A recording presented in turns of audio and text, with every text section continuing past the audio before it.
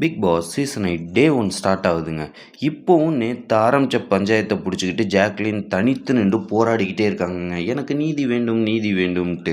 நீ பேசுகிறத அப்படியே ஓரமாக என்ன பேசிக்கிட்டு இருப்பான்னு சொல்லிவிட்டு பிக் பாஸ் எல்லாரையும் எழுப்பி விட்டு போய் வேலையை பாருங்கடான்ட்டு விரட்டி விட்டுறாரு. எல்லாரும் சேர்ந்து ஒரு மனதாக முடிவு எடுத்து தான் எதுக்காக எலிமினேட் ஆகக்கூடாதுங்கிற பதிவை ஒரு நிமிஷத்தில் சொல்லணும்னு சொல்லி ஒரு முடிவு எடுத்து எல்லாரும் பேசுகிறாங்கங்க.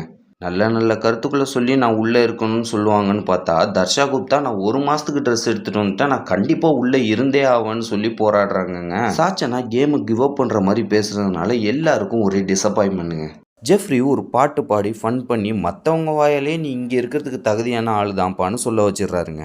ஜெஃப்ரியை கண்டினியூ பண்ணி அப்படியே முத்துக்குமார் தனக்கு சாதகமாக ஒரு பதிவை வச்சு ஆணித்தனமாக இந்த வீட்டை விட்டு வெளியில் போக மாட்டேன் அப்படின்னு சொல்லிடுறாரு. எல்லாரும் கோ வித் ஃப்ளோன்னு சொல்லிட்டு தங்களை பற்றின கருத்துக்களை முன்வைக்கிறாங்க. இந்த பேச்சுவார்த்தை ஒரு பக்கம் போய்கிட்டு இருக்கப்ப பிக் பாஸ் இடையில புந்து வீட்டை பற்றி ஒரு உரை, போட்டியை பற்றி ஒரு உரை, பாய்ஸ் vs கேர்ள்ஸ் போட்டி எப்படியெல்லாம் நடக்க போகுது, மக்கள் மனசில் யாரெல்லாம் இடம்பெற போகிறாங்க, இந்த வீட்டை பற்றி நீங்களே ஒரு ரூல்ஸ் கிரியேட் பண்ணுங்க அப்படின்னு சொல்லிட்டு போயிடுறாருங்க. பிக் பாஸ் கன்ஃபெக்ஷன் ரூமில் சாச்சனாவையும் முத்துக்குமாரையும் கூப்பிட்டு உங்களுக்கான விதிமுறைகளை நீங்களே சொல்லுங்கன்னு கேட்குறாரு. ஆண்களுக்கான விதிமுறையை முத்துக்குமாரும் பெண்களுக்கான விதிமுறையை சாச்சனாவும் சொல்கிறாங்க.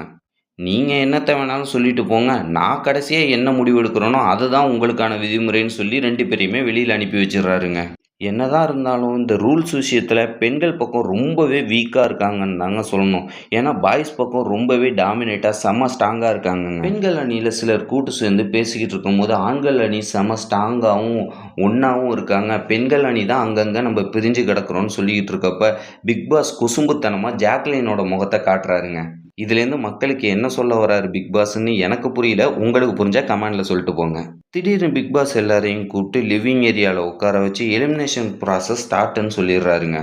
எலிமினேஷன் ப்ராசஸ் ஸ்டார்ட் ஆன உடனே தெரியும் சாச்சனா தான் வீட்டை விட்டு வெளியில் போக போகிறாங்கன்னு. ஏன்னா அவங்க தான் நமக்கு ப்ரொமோலேயே போட்டு காமிச்சிட்டாங்களே. சாச்சனா வெளியே போன சுகம் மறையத்துக்குள்ளேயே ஜாக்லின் ஆரம்பிச்சிட்டாங்க. என்ன எப்படி அப்படி சொல்லி நீங்கள் நாமினேட் பண்ணலாம் அப்படின்ட்டு முத்துக்குமாரோட போய் சண்டை இழுத்துக்கிட்டு இருந்தாங்க. இந்த சண்டை ஒரு பக்கம் போய்கிட்டு இருக்கப்பயே எல்லாரும் வாங்க நம்ம தலைவருக்கான போட்டியை ஆரம்பிக்கலான்னு சொல்லிட்டு பிக் பாஸ் கூப்பிட்டு விட்டாரு. பிக் பாஸ் சீசன் ஸ்டார்ட் ஆனோடனே சொல்லிட்டாரு இந்த தடவை கேர்ள்ஸ் vs பாய்ஸுங்கிற போட்டி தான் போகுதுன்ட்டு.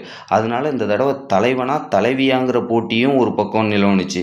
சின்னதாக சலசலப்போட போட்டி ஸ்டார்ட் ஆனாலும் ஒரு வழியாக போட்டியோட முடிவில் தலைவி தேர்ந்தெடுக்கப்படுறாங்க. ஆமாங்க, தர்ஷிதா தான் இந்த தடவை தலைவியாக தேர்ந்தெடுக்கப்படுறாங்க.